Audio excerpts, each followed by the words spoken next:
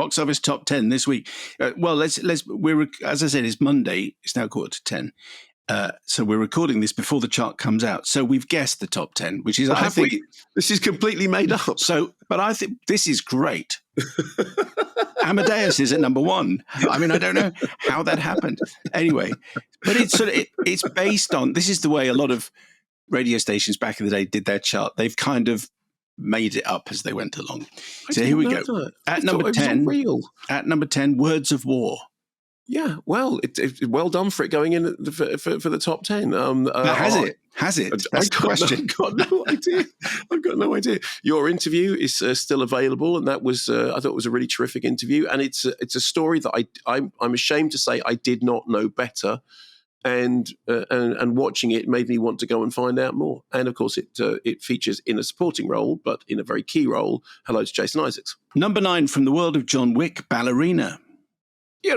Look, I enjoyed bits of it. I enjoyed watching some of the action sequences, and I enjoyed, Andy Armas, like very much, Kenan Inu, like very much. It is a mess, but there it is.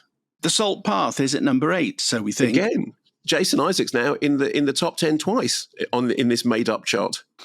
Mission Impossible: The Final Reckoning, a colon and a hyphen at number 7. Yeah. So first hour, second hour, third hour. Wow. Number 6, Lilo and Stitch, the and being an ampersand, which is my favourite piece of punctuation. And did you explain to me why an ampersand is called an ampersand? And it's and per se and of itself and it's an ET. It's the letters ET in italics. That's how the construction appeared. There we go. And that's kind of more interesting than doing a live action. There you go, more interesting than the film. Although, as we mentioned before, I had, because of the age my kids are, zero understanding of quite how big Lilo and Stitch are.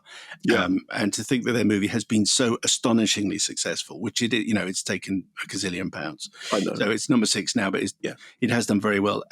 Elio at 5. Which I liked, apparently not generally liked, and certainly at 5 it's not taking the charts by storm. But I thought it was very strange, and the plot is all over the place, and the narrative is quite hard to follow. But I did think, as I said before, I have never taken hallucinogenic drugs, but there were many moments watching Elio, and I thought this is probably what it's like. How to Train Your Dragon is at 4. And the live-action remakey thing continues, and I don't know why. If I had to choose between watching this and watching the original animation, it would just be it's a no-brainer. But obviously, people are going to see, because How to Train Your Dragon is such a great story, and the books that it's based on are great. So of course it's doing well. But I think if you'd reissued the cartoon, the animation in cinemas, it would have done justice, or maybe not. I don't know. 28 years later is at number 3. Well, the conversation will continue. Yes. And the really great thing about it is, I really enjoyed it. So did you.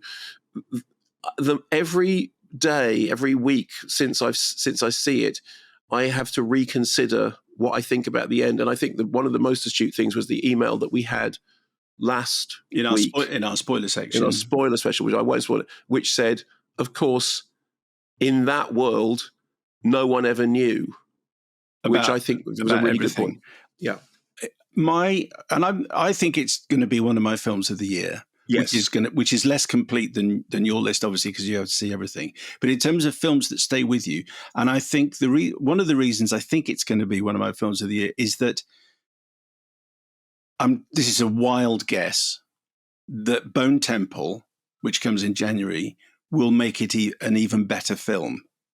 Yes, I think that's right. Having seen the complete story, I think it will elevate one rather than take away from it. Yeah.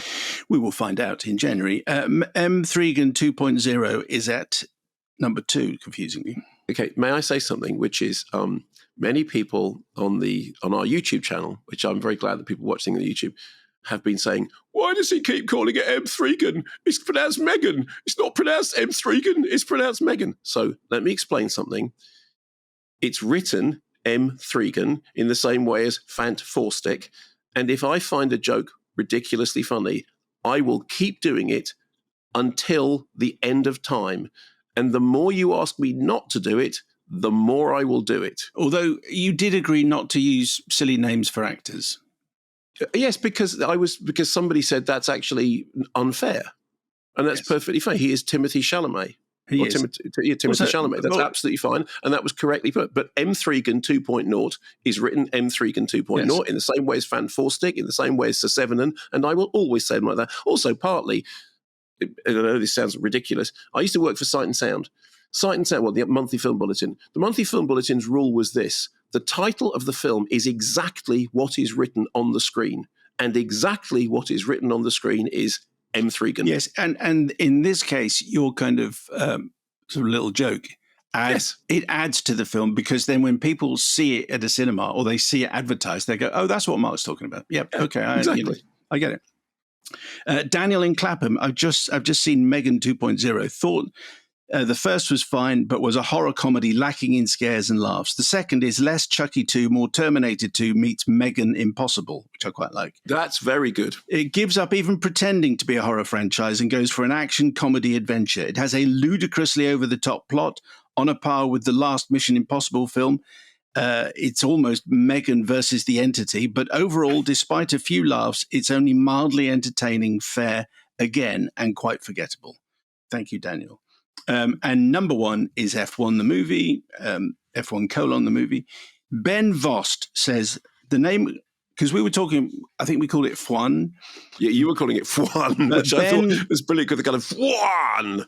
Yes, okay, that makes it sound a little bit too raunchy. But Ben Voss says the name around here for F1 is Fur, mainly because it's written F1 and then it has the R with a circle, which is the sign for a registered trademark. Okay. So yes, of course. So if it's F1 with an R, then that does indeed make it Fur. So maybe Fur. Yeah. Very good. Let's call it that. That'd be good. Dear Sterling and Juan Manuel, second-time emailer, Rule Seabrand from Amsterdam writing in, F1 the movie, that was a good laugh. Nobody told me it was a comedy. This is Dutch comedy here. But seriously, folks, as an F1 fan... Dutch comedy, it's no laughing matter. For many years, with a rapidly waning interest, I just had to see it. My expectations were quite low, having read the premise beforehand, thinking, really? A washed-up old-timer racing car driver is paired with a rookie? How original. Surely there are screenwriters that can come up with something better than that. Apparently not. A 30-year hiatus explaining a modern Formula One steering wheel in 1 minute. At some point, I really laughed out loud for some of the ludicrous plot twists presented in this pompous vehicle, pun very much intended. And I really think they weren't going to go for the romantic angle, but, spoiler alert, they did. I give it 2 stars. And one of those stars is a sympathy star for the action sequences. In my humble opinion, the movies Grand Prix and Le Mans remain the gold standard for executing a proper racing film. Kind regards and greetings from Amsterdam. Thank you, Rule. Matthew Simmons says, it's Cars 2, but with people. And yes, and in fact, we did in fact make the joke last week that it was Brad Pitt in Cars 2. Okay, so Fur/F1/ Grand Days of Top Thunder Pre Rush Gun Maverick. Yes, not an original thought in its head. It's interesting when you talk about plot twists. No twists. I mean, I genuinely believe that you could show somebody the first 10 minutes of that film and go, tell me how the rest of the film goes, and they would absolutely do it. And I enjoyed it much more than I had thought I was going to, because Brad Pitt does that thing about turning up and being Brad Pitt. It is a recycled ragtag bag of bits of other films, but it's done with a great deal of elan, and it absolutely proves that Brad Pitt is Brad Pitt, movie star. And as I said last week, Tom Cruise looks like he can't do enough to please you, and Brad Pitt just looks like, and so, as many people pointed out, as Shania Twain says, so you're Brad Pitt. That does impress me. Yep. Yep. Zoe Ball once called me looking like an aging Brad Pitt, which I thought was only positive. Yeah. I'm considering, because Brad Pitt is now an aging Brad Pitt. And himself. If Zoe Ball thought somebody should say to Brad Pitt, you look like an aging Brad Pitt. I think Zoe had been on the absinthe again. It was one of those. Okay, this is from... She used to talk about absinthe. back in the 90s. Okay. Gaz Jacobs says, because that's the name that has been delivered to us. Okay. Gaz Jacobs, just seen F1, the movie, at our local Odeon. The film shows a half-decent representation of the politics and rivalries within F1 teams. The racing footage isn't too bad either. Belief has to be suspended a couple of times, especially when they're trying to pass off Brands Hatch as the Spanish Jerez circuit, where Sonny has his Formula One career-ending accident. Footage of Northern Irish driver Martin Donnelly's real-life accident at the 1990 Spanish Grand Prix was used in the film. Martin received a thank you at the end. I know this because this email has got footnotes. Okay. Wow. And the fact that the character wouldn't have been black flagged, another footnote, which means that you have to return to the pits. However, throughout the film, something was hanging around in the back of my head. During Mark's review of the film, he stated that as we meet Sonny Hayes, he's participating in low-rent races. Really, says Gaz, low rent? Now, whilst I do understand that most people are oblivious to any form of motor racing other than F1, when it comes to circuit racing races such as Rolex Daytona 24-hour and the Le Mans 24-hour, they are far from low rent. Millions of dollars and euros will be spent by manufacturers and private individuals trying to win these races. The prototype and GT racing provides a path to driving careers for talented drivers that just don't have the immense wealth or luck to be at the lofty heights of F1. I hope that some may see that footage and investigate further and discover a further world of motorsport where trackside tickets are less expensive. Anyway, go on. May I just make one point? At one point, one of the low rent, and forgive me because I don't, I did say what I know about racing wouldn't fill the back of a postage stamp. He goes buggy racing on sand dunes. I mean, that's what I mean. I mean, like not even things that appear to have paid for audiences. His whole thing is he's going from place to place in a van, and he's a gambler.